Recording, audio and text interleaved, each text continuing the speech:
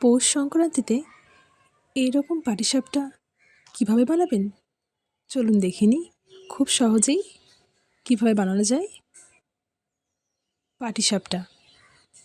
প্রথমেই আমি পাটিসাপটা বানানোর জন্য পুরটা তৈরি করে নিয়েছিলাম। তার জন্য নারকেলটা কুড়ে নিতে হবে। নারকেলটা কোড়া হয়ে গেলে কড়াইতে নারকেলটা দিয়ে আর নলেন গুড় দিয়ে পুরটা আমি তৈরি করে নেব।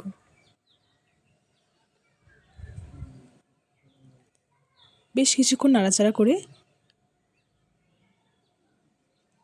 পুরটা সম্পূর্ণভাবে হয়ে এলে নামিয়ে নেব। তারপর পাটিসাপটা তৈরি করার জন্য ময়দা দিয়ে আর সুজি দিয়ে একটা মিক্সচার তৈরি করে নেব। অবশ্যই ময়দাটা একটু বেশি পরিমাণে লাগবে। আমরা যদি 500 গ্রাম ময়দা দেন তাহলে তার মধ্যে লাগবে 50 থেকে 100 সুজি। তার মধ্যে দিয়েছিলাম আমি গরম করে উষ্ণ গরম দুধ আর দুধের মধ্যে একটু গুড়। মিক্সচারটা তৈরি করে নিয়ে একটা ফ্রাই প্যানে তেল মাখিয়ে একে একে পাটিসাপটাগুলো এইভাবে যেভাবে দেখাচ্ছি সেভাবে তৈরি করে নিয়েছিলাম।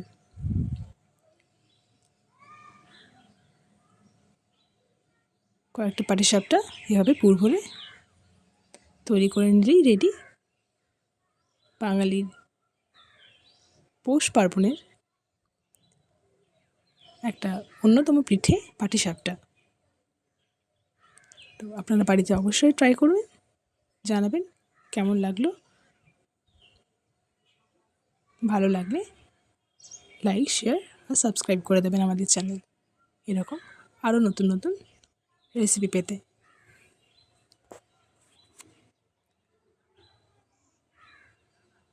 সবাই খুব সুস্থ থাকবেন, ভালো থাকবেন।